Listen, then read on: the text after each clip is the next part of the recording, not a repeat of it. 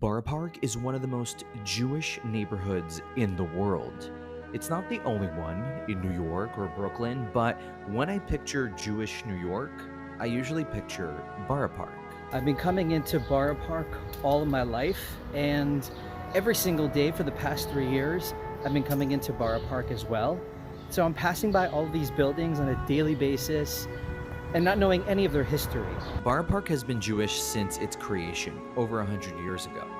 But the interesting part is that there have been two different Jewish neighborhoods. What I mean is the first half of Borough Park's existence was Jewish, but it produced people like Alan Dershowitz, famous lawyer and commentator. He became famous in part by being part of the O.J. Simpson trial in the 90s and representing President Trump during his impeachment.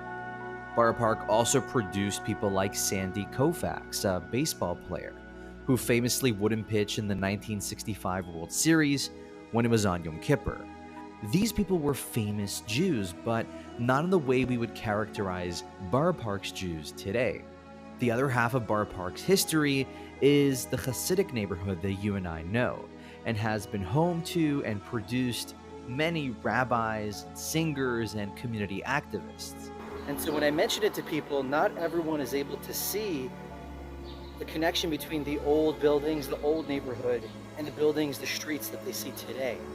And so that's why I want to put together a walking tour for you to follow me through Borough Park, and hopefully you'll be able to see things from that historic perspective. This is the story of Borough Park. One area, but two neighborhoods.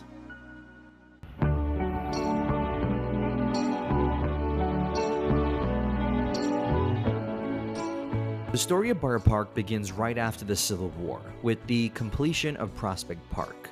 The areas to the south of the park was mostly just open fields and some ponds, and a small group of houses known as Blytheborn.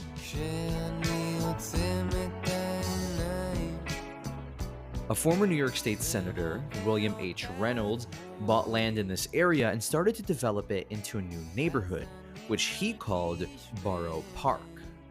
Senator Reynolds developed other parts in South Brooklyn and also started one of the 3 original amusement parks at Coney Island. And so the center of this new community was going to be on this corner. And William Reynolds saves that entire block actually to build what became known as the Borough Park Clubhouse. And again, if you walk down the street today without knowing the history, it's not very remarkable. I know I walked past that building hundreds of times without looking twice. But what is so cool about this particular block is that it's a small example of the larger story that plays out in this neighborhood over the next 100 years. The story is the clubhouse was built in the Queen Anne style with the towers on the side of the building on 13th Avenue between 50th and 51st Streets. The clubhouse was used for many purposes in the neighborhood, including a place to host events for synagogue groups. Jews were moving into Borough Park as early as 1905, and that would only continue to grow. By 1920, the Jewish community had bought the clubhouse in order to use it for the growing population. They removed the grass, paved it over, and added wings on other sides, and opened up Yeshiva Etz Chaim, which provided Judaic and secular studies to their students. And it drew Jews to this neighborhood to be part of the school, producing students like Alan Dershowitz and inspiring the creation of other Brooklyn yeshivas.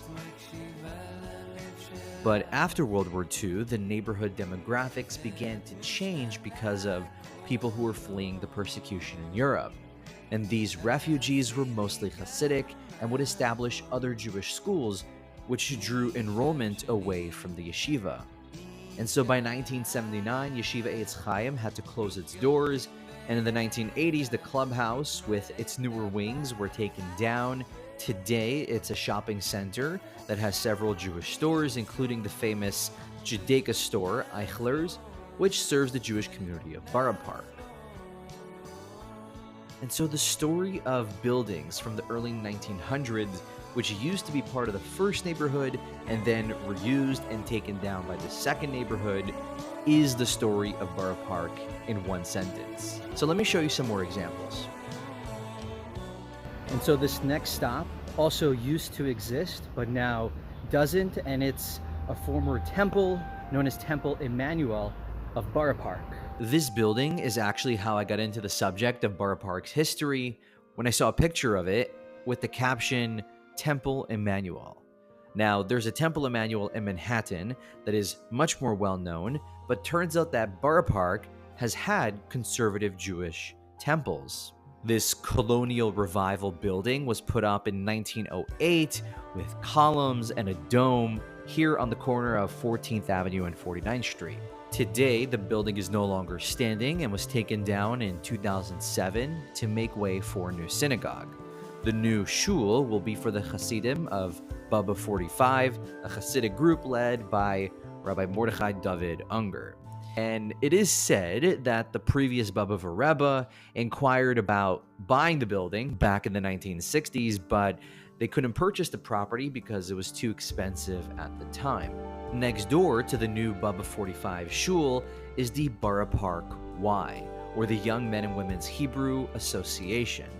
It's a recreation center and a place where community members have been gathering since 1916. The building has also been used for prayer services over the years and also as a school building for Shalama School for Girls.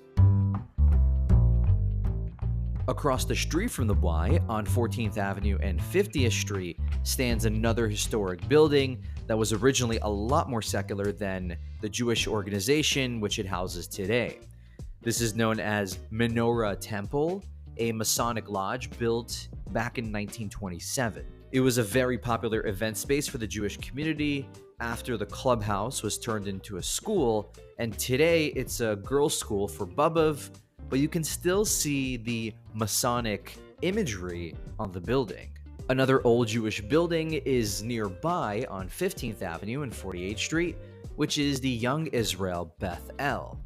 Now, if you look at the cornerstone, you'll see that it was built in 1920, but it was originally called Temple Beth El. The congregation was originally conservative and built this Moorish revival building as their community began to grow.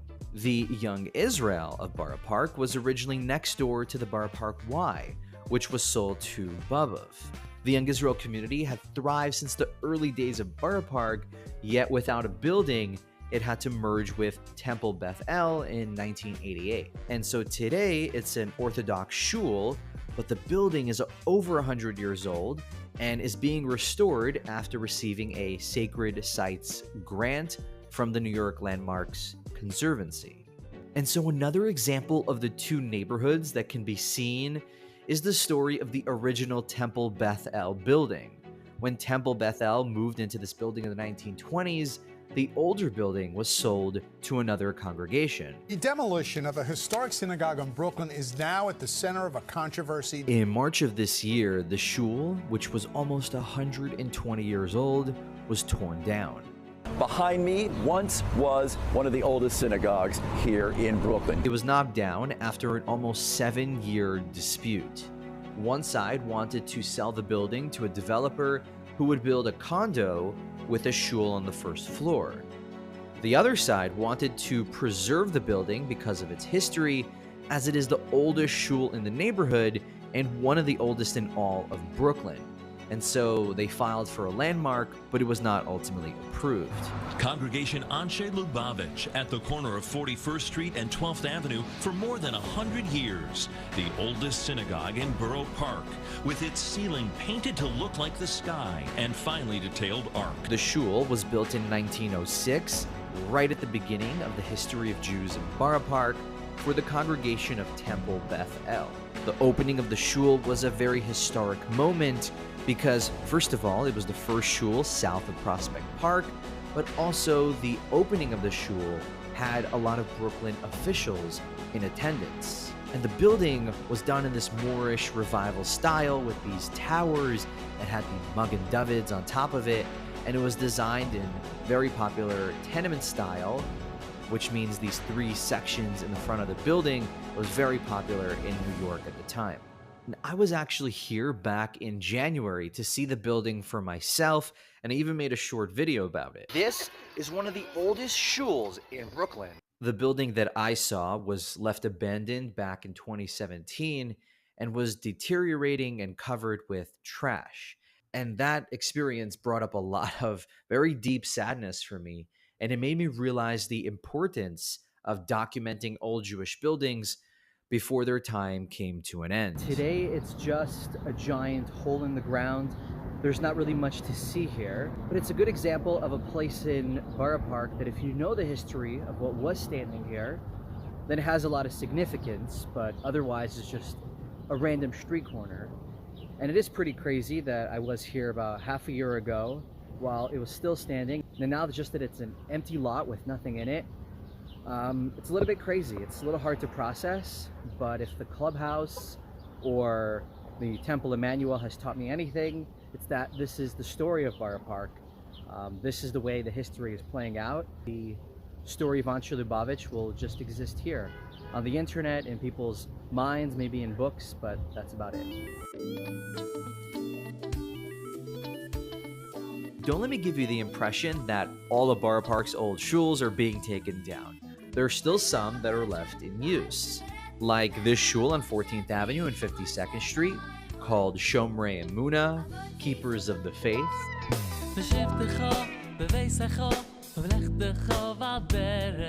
And it was opened in 1910, and it's on the cornerstone. Trust me, it's just being blocked by some stuff. This Romanesque revival building has been called the mother of Jewish institutions of Brooklyn. And that's because it's had a lot of really important guests and outcomes from the shul, like Rabbi Wolf Gold, who visited the shul and was one of the signers of the Israeli Declaration of Independence, as well as another visitor, Rebbe Hanan Wasserman.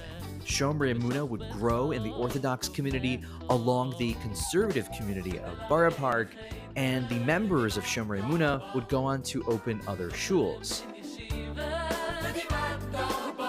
such as Bnei Yehuda, Sons of Judah, here on 16th Avenue and 53rd Street, and this building was built in 1921, once again in tenement style, but it has a much more European feel to the building. Just as a fun fact, in 2009, there was a film released called Yankel Am Haaretz, which was quite popular when I was growing up, and was filmed here in Borough Park. And the exterior shots of the shul in the film was Bnei Yehuda. Now, the interior shots, interestingly enough, was actually inside Chevra Anshei Lubawitz about 15 years ago. Another shul built in that same year, 1921, is Beth, Israel, here on 11th Avenue and 56th Street. And this Romanesque building marks the western edge of Borough Park. Now, this is one of my favorite shuls in all of Borough Park, and it's one of the most famous because it's known as a minyan factory, which means there are services that are happening there around the clock. This is Shomer Shabbos, one of Borough Park's busiest shuls since 1918. It started as a minyan in the Yeshiva Etz Chaim basement and moved into the current Queen Anne style building in 1922. And although I am sad that the history of Borough Park is kind of being wiped out, it's kind of why I was inspired to make this walking tour and present to you the history of Borough Park in this format. And behind me is a very good example of how little tidbits of that old history is still being preserved. This cafe, the Lieberman Luncheonette, has been here since 1962.